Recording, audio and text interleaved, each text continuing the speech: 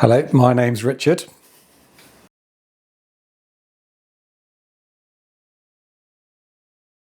So I, as a young man, from probably the age of about 12, was very interested in the Navy because my dad was in the Navy and I was in the Sea Cadets from the age of 12 to 16. And it was something that I really felt I wanted to do as a career. So I had the opportunity to go on a couple of ships when I was in the Sea Cadets, and I really enjoyed it, really liked it. However, when I left school, I ended up as an apprentice cabinet maker, which I did for about 18 months, and I hated it because it was going to a factory every day making furniture, and I didn't really want to do that. So that's when I came home one day and said to my dad, "Can you please take me to the careers office, please?" Yeah.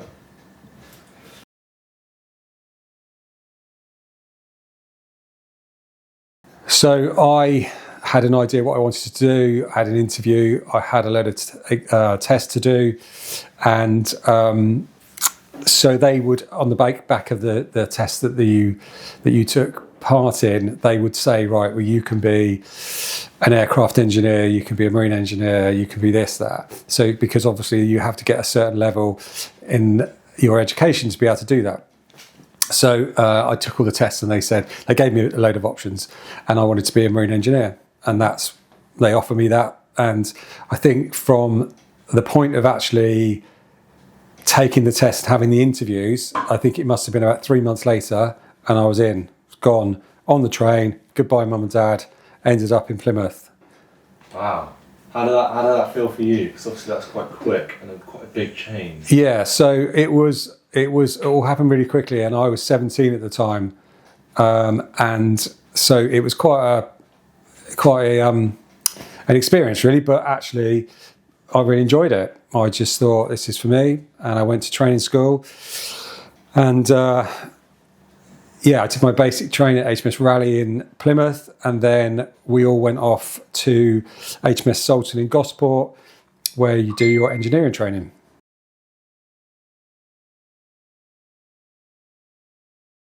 I had to complete my engineering training, and then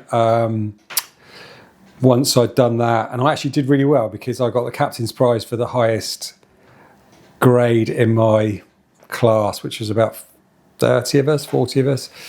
And by the time I'd done that and finished that, and then I went off up to Scotland for a while. I spent some time in Rosyth working on a couple of ships up there. And then eventually I got my permanent deployment, which was basically they allocate you a ship. And I joined HMS Intrepid it must have been about mid 1981. Maybe late 1981, and then I went on the ship, and then it's a huge ship. It's called an assault carrier because it basically carries lots of landing craft, marines, the capability to be able to land tanks, vehicles, lorries, everything. If you have to take part in an amphibious assault. Which means basically you're storming a country and you're landing loads of people. So that was really exciting. And I went off around the Mediterranean for 4 or 5 months. We came back, then we went off to Scandinavia, spent about 6 months up there, came back. And then eventually the government decided that actually HMS Intrepid was getting a bit old, and it has a sister ship called HMS Fearless. And the government decided at the time that actually these ships weren't going to be needed in the future, so they decided they were going to scrap them. So we came back late 81 from somewhere, and we were told that you're going to be leaving the ship in a few months' time, and you'd be given another ship. In other words, you get redeployed somewhere else, which is how we led up to the Easter of 1982, where we'd all basically been given other deployments, other ships, and we were sent on Easter leave. So I think you just have to remember, back in 1982, there was no internet, there was no Google, there was no phones.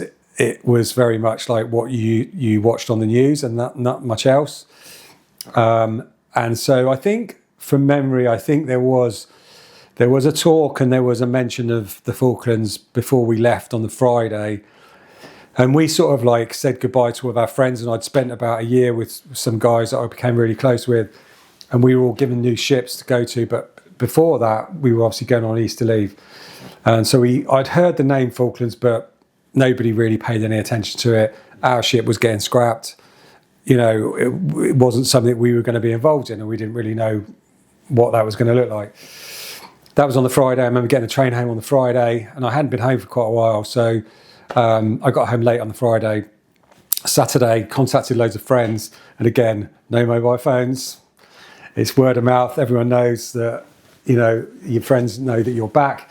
And then on the Saturday night, we decided to go to the local pub before going into town. And I was sat in the local pub, probably 7 o'clock at night, it must have been, because it was early evening. And my dad came into the pub, and he found where I was, and he came over and said to me, "Rich, the Navy's been on the phone. You need to get back to Portsmouth for 8 o'clock Monday morning. They haven't really said why, but you need to be back." And I was like, well, that's ridiculous, because we just spent on Easter leave. Anyway, I didn't think too much of it, carried on with my night out. And then, Sunday came, packed my bags. My dad took me to Reading train station on Sunday night. And I got back to Portsmouth late Sunday night, along with lots of other people and lots of other surprised people, really, that weren't expecting. I wasn't expecting to see people 2 days after I'd said goodbye to them. Very quickly, the sort of rumour got round on the Sunday night that there was this issue in the Falklands that nobody really knew where it was, and that we were going to have to ready the ship. That means basically get the ship back seaworthy again very quickly, because we needed to start getting the ship ready, getting on our way, basically. Nobody knew where this Falklands was. There were stories it was off an island off of Scotland somewhere, which threw everybody into complete, like, what the hell are the Argentinians invading an island off Scotland for? It was probably the next day, Monday, when we got official notification from the ship about, right, this is what's happening. This is where the situation is. This is where the Falkland Lines are, and we need to ready ourselves.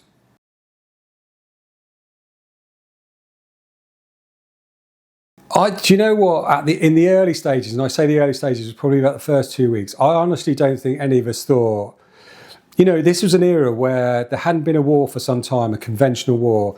And even the belief back then was that, are we really actually going to be, you know, fighting in the trenches like we were in the Second World War? Which is really why the ships were being sort of, you know, the government decided they didn't want them anymore. It was because we couldn't really see, you know, there's lots of people talking about nuclear weapons and all the rest of it, long-range missiles, and so everyone thought, really, are we going to be like seeing the whites of their eyes and actually fighting people, like conventionally fighting people? And the belief was that we weren't, and which is why the government just made this decision.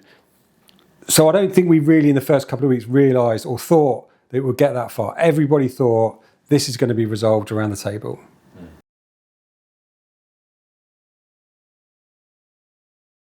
I remember we practiced.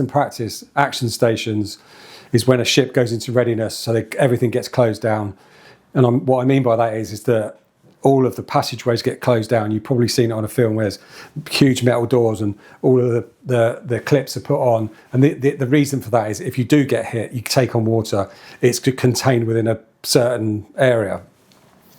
So we did this, and I remember it must have been about 10 o'clock at night, and we'd been on our way for about 3 weeks. The weather was terrible, but nothing had been confirmed around what we were going to do.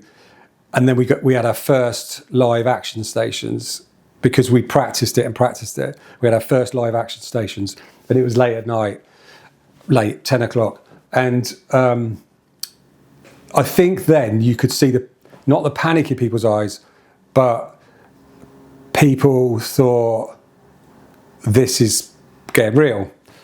It actually turned out to be a false alarm. And it turned out that the ship's sonar had picked up something unusual, which they thought was a submarine, which couldn't be identified at the time. I think the explanation afterwards, it was some huge whale or something. But anyway, it put us into readiness for the first time, which actually then made us, realise that actually everything that we're putting into practice is now working.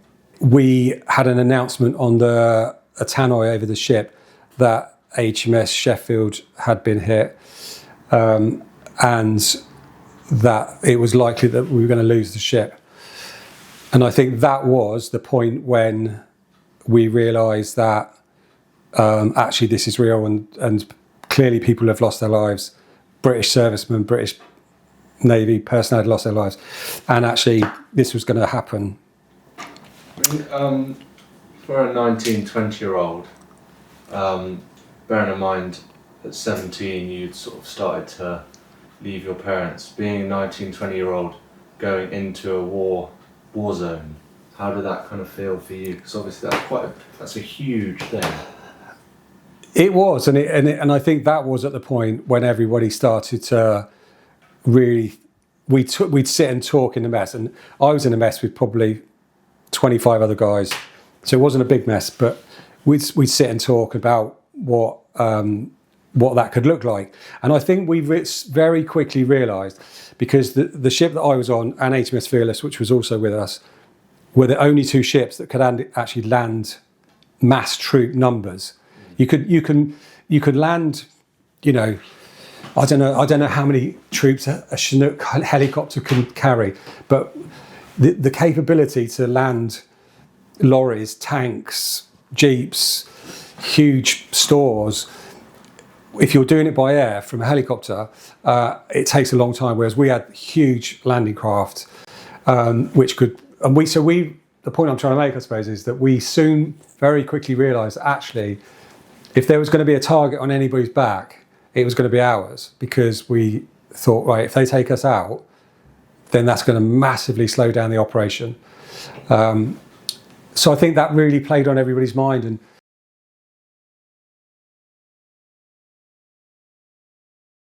so there wasn't any, again, back in 1982, the only way we communicated with home was, like, take the war thing away. If we were just on a deployment somewhere around the Mediterranean, or you'd go to a phone box and you'd phone them, or you just write letters and postcards.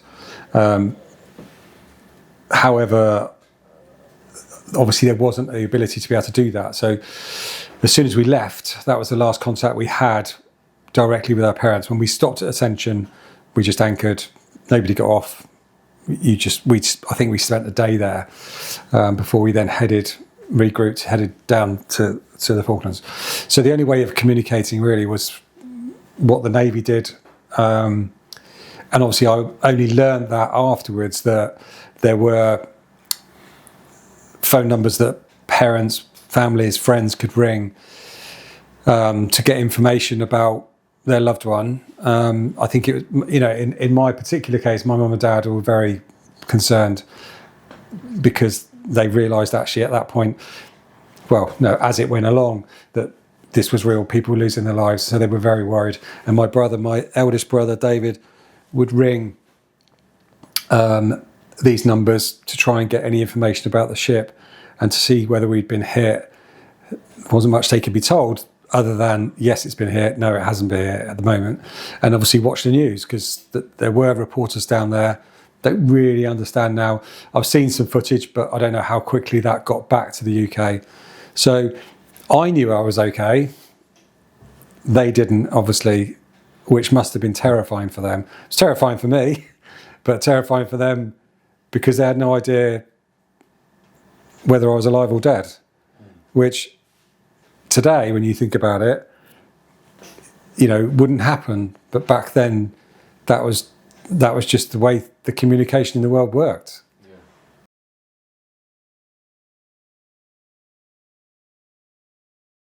It was stressful. It was scary. No, terrifying. But I'd already served with a lot of these guys, so you very much become it's probably a bit of a cliche, but you become very close with people when you've been through a situation, and so you rely on each other to look out. Now, I was 19 at the time. There was older guys. There were younger guys. I think looking back now, I think there were some 17-year-olds. But you relied on each other to get through. And like a lot of stressful situations, people will make humour to try, and whether that's to deal with the stress, but it's a way of trying to manage. And I did, probably from some of the older guys, I did see some really irrational panic behaviour. I think I mentioned earlier, like, we were down in the engine room and we'd have a machinery control room where you would spend most of your time, which is like a separate room off of the engine room, but it's still down deep in the ship. And to get there, you had to climb a vertical ladder of about 40 foot. So there were a few occasions when we were under attack and we were down there that I saw some people lose their heads a little bit, and they panicked and they tried to get out.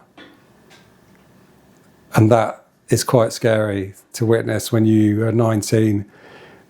And I remember one guy he was a chief petty officer. He lost it and had to get out. And but going back to your question, it's all about those difficult times, about people that you go through that experience with. And it's people, those people that I experienced that situation with, I still keep in touch with now. And actually, I've just literally this last month been up to London and did the Remembrance Sunday parade with a lot of guys that I was on that ship with that were friends of mine. And that's obviously 40 plus years ago. And we spent the weekend together, drinking, having a laugh, but also taking part in the parade on the Sunday, which was really difficult in a way, but actually quite the right thing to do for me as well as other people. I don't think when you go through a situation like that with people, I don't think you ever lose that bond that you have with people, because you can't explain to people when you feared for your life and you're laid next to somebody, and you've been through that experience together. It's actually quite humbling, really. And actually, that's the whole human emotions of stress, I suppose, that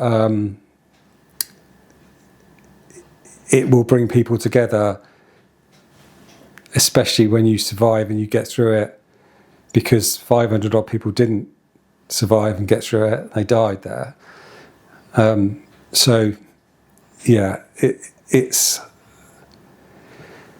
It's a difficult one. But, when you're 19 and we came home, to see your family on the dockside as we came back into Portsmouth, I think it was late July sometime, and my mum especially coming onto the ship and grabbing hold of me for the first time was, that was very special, because as much as I was a big, ugly marine engineer, I was still a baby, and I came home when a lot of people didn't. I was there through a set of circumstances. I was in a place at a time, and I got a medal for going there. I don't really talk about this very often, as you know. And it's not because in these situations people are heroes or anything of the sort at all. It's just that you just are trained to do a job. We did that job, and in effect everything went our way. It could have quite easily, and I think that's the scary bit, is it could have quite easily gone the other way. And a pilot attacking us in San Carlos Bay could have been 10 metres to the other side, and that would have been a different story. So, but it was an experience that I will never ever forget, and I'm grateful to have the people that I'm still in contact with that we went through that with. And my mum was happy that her ugly 20-year-old son was home.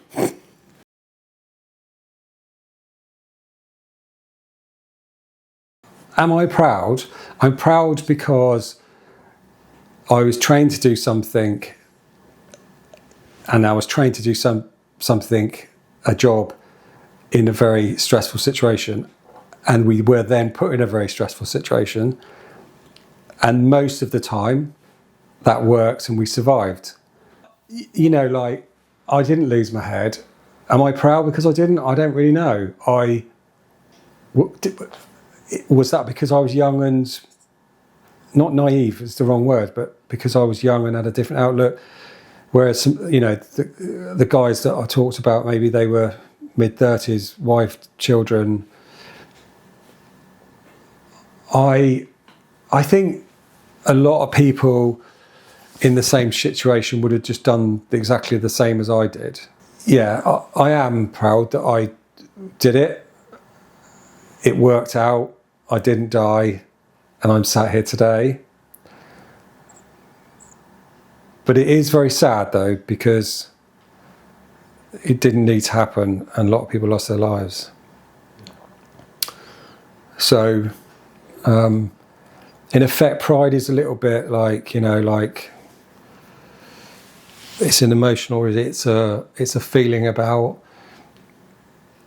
how you feel about yourself. But in effect, that's sort of like, I feel uncomfortable about that, because there will be mothers, brothers, parents, sisters who have lost their family. So I find that hard to think about. I am, but it's not something that I ever associate with that situation.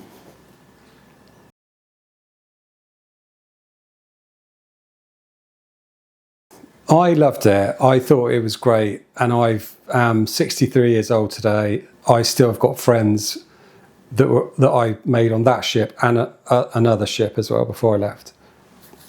I think it's a great life. I think if you to go and join the armed forces as a 17, 18-year-old, to look after yourself, to make decisions for yourself, you get looked after. It's one big family, but your mum and dad aren't there. You've got to grow up very quickly, and I'd say to anybody, give it a go, because I think it is great. And there's a great sense of serving your country and learning a trade, being supported in that, and I think it's a great experience, and you'll end up with friends for life that might live in Sunderland or Scotland or Northern Ireland or Wales. And there's something really special about that. So I think it's something that I would say to people, give it a go.